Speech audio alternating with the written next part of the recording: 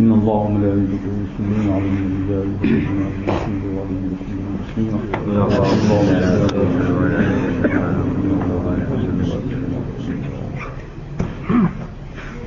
يا رب صل وسلم دائما على حبيبي وخير الخلق كلهم هو الحبيب الذي ترجى شفاعته من كل هول من أهوال المقتحمين. یہ روایت مسلم شریف کی حضرت عبداللہ بن عملاس نے روایت کیا ہے کہ رسول پاک صلی اللہ علیہ وسلم کسی مردہ پڑا تھا تم مؤذن کی اذان سنا کرو تو جو وہ کہے تم بھی کہا کرو، پھر مجھ پر درود بھیجا کرو، کیونکہ جو شخص مجھ پر ایک بار درود بھیجتا ہے اس پر اللہ تعالیٰ 10 رحمتیں بھیجتا ہے. پھر میرے لیے وسیلے کی دعا کیا کرو. وسیلہ جنت میں ایک درجہ ہے کہ تمام بندگان خدا میں سے اس کا مستحق ایک ہی بندہ ہے. اللہ تعالیٰ سے امید ہے کہ وہ بندہ میں ہی ہوں گا. تو جو آدمی میرے لیے وسیلے کی دعا کرے گا اس کے لیے میری شفاعت واقع ہوگی. جی ہاں، یہ پچھلی مرتبہ بھی میں نے یہ روایت پڑھی تھی اور ابھی دوبارہ یہ پڑھی تاکہ تاکید ہو جائے. عجیب بات میں ایک ایسا عمل ہے جو بہت عظیم الشان بہت قیمتی چیز ہے.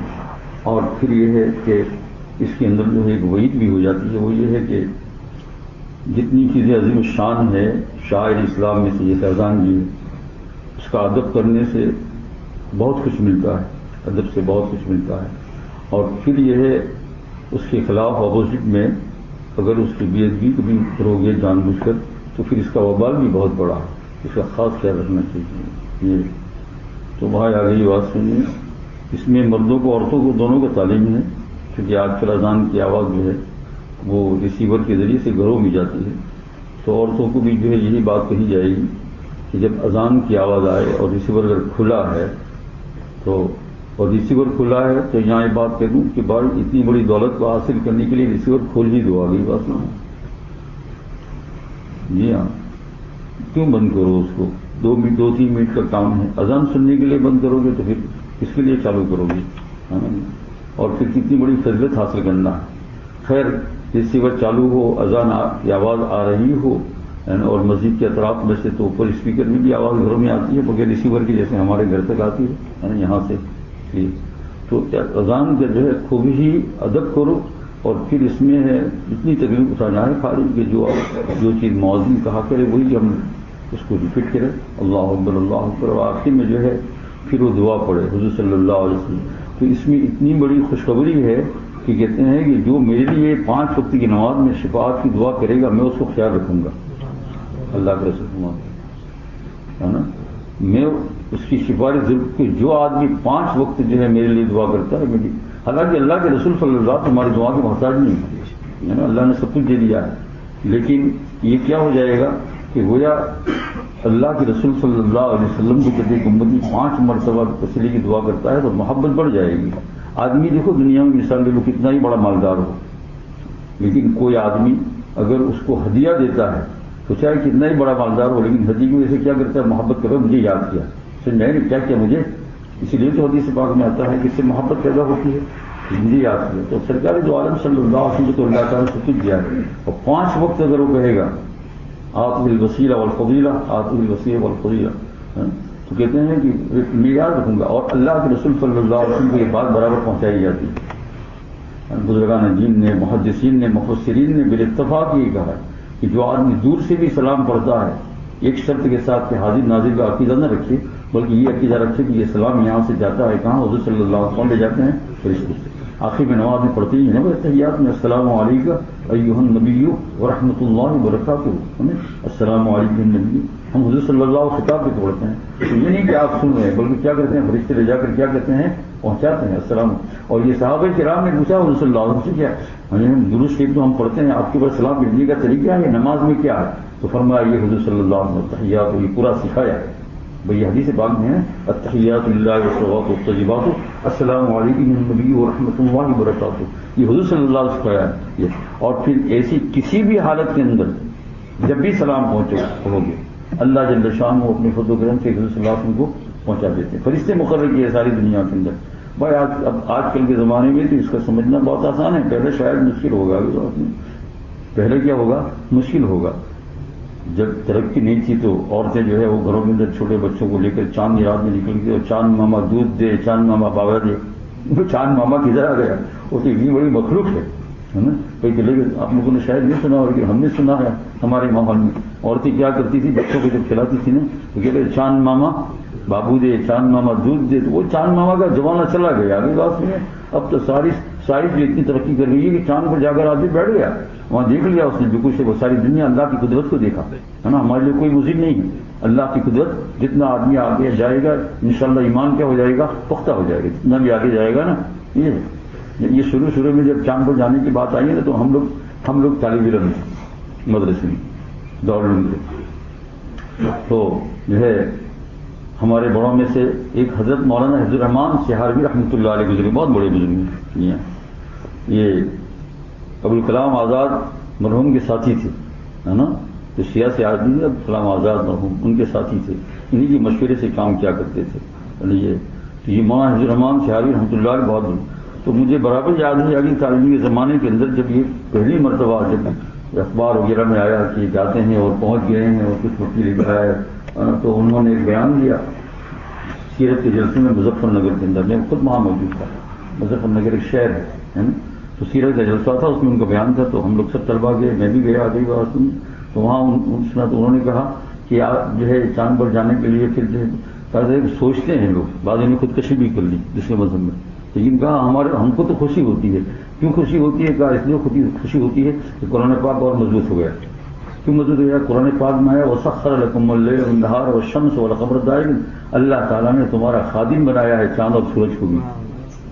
تو فرمایا خدمت تو آج تک ہم دیکھ ہی رہے تھے، وہ اجالا دے رہا تھا، لیکن اب تو اس کی خدمت اور زیادہ سمجھ میں آ رہی ہے. مکانات بنیں گے، ہم رہیں گے، پلاٹ خریدیں گے. ابھی بات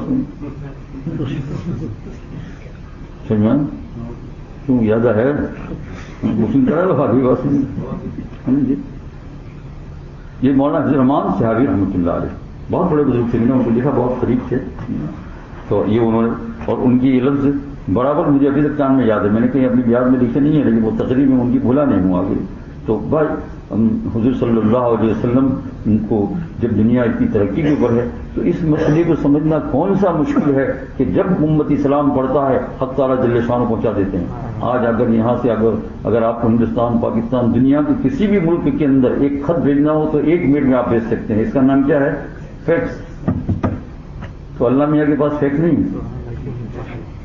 فیکس جس دماغ میں بنایا ہے اس دماغ کا پیدا کرنے والا اللہ ہے. فیکس دماغ میں بنایا نا، تو اس دماغ کا خالق کون ہے؟ اللہ تعالیٰ.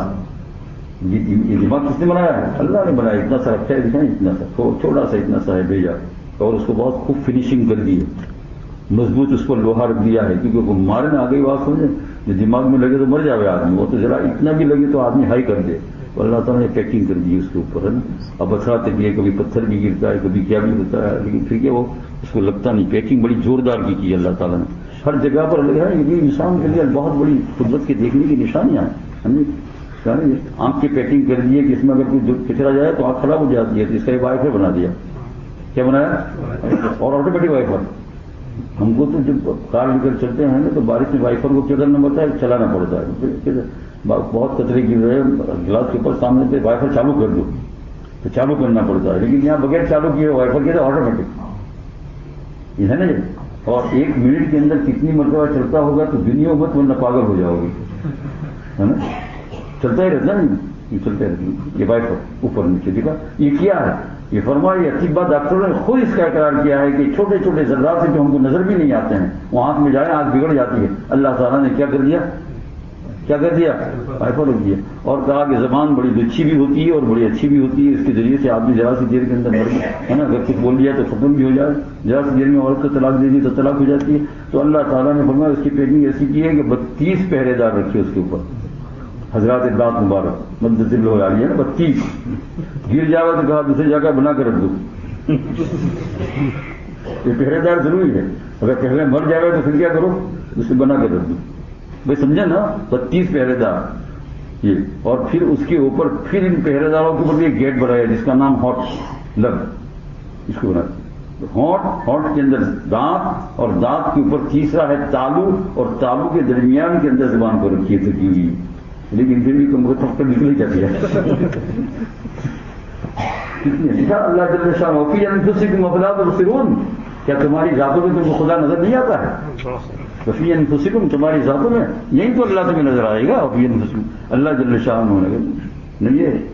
اور پھر یہ ہے کہ کھانا کھاؤ تو پیچھے نہیں رکھا، آگے رکھا اس کو تاکہ سنبھال سکو. سموسا وغیرہ پیٹ کا رکھا آگے ہے نا، اگر پیچھے رکھ دیتے تو کھانا کھانے کو یوں کرنا پڑتا ہے نا. یہ سمجھایا یہ اللہ پاک یعنی انسان کے بدن کی ایک ایک جز کے اندر دیکھو کہ اتفاقیہ بات نہیں ہے. یہ اللہ جل شانہ نے اپنی بہت ساری قدرت کاملہ سے اس کو انسان کو بنا. اس لیے قرآن پاک نے کہا اپنی اللہ تو صرف اللہ کو کدھر ڈھونڈتے ہو، اللہ تو تمہاری ذات کے اندر ہے، وہیں تمہیں ملے گا. فی انفسکم، اور کیا تمہاری ذات میں افلا تبصرون، تم دیکھتے نہیں ہو. تو دیکھو دماغ کا کیسا اللہ نے بنایا، دماغ کی پیکنگ، آنکھ کی کیسی پیکنگ بنائی، کس طریقے سے بنائی. اور پھر کان رکھے تو کتنے لگے؟ ناک تو ایک ہی رکھا لیکن کان دو رکھے. ناک کتنا ہے؟ Only one.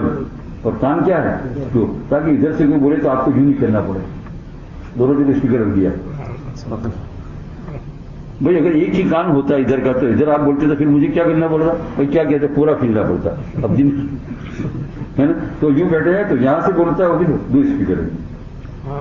دیکھا ادھر بھی رکھا اور ادھر بھی رکھا، دو رکھ دیا نا بھائی. اور ایک ہوتا تو پھر ادھر کی آواز ادھر برابر نہیں چاہیے. دیکھا اور ناک کتنا رکھا کیونکہ سننے کا ایک ہی جگہ سے ہے تو کہا چل جائے گا ہے نا. یہ ناک ایک جگہ پر چل جائے گا. اللہ تعالیٰ فی انفسکم افلا تبصرون. اور ہاتھ کو رکھا بائیں سائڈ کے اوپر، لیفٹ سائڈ کے اوپر رکھا. کہاں رکھا؟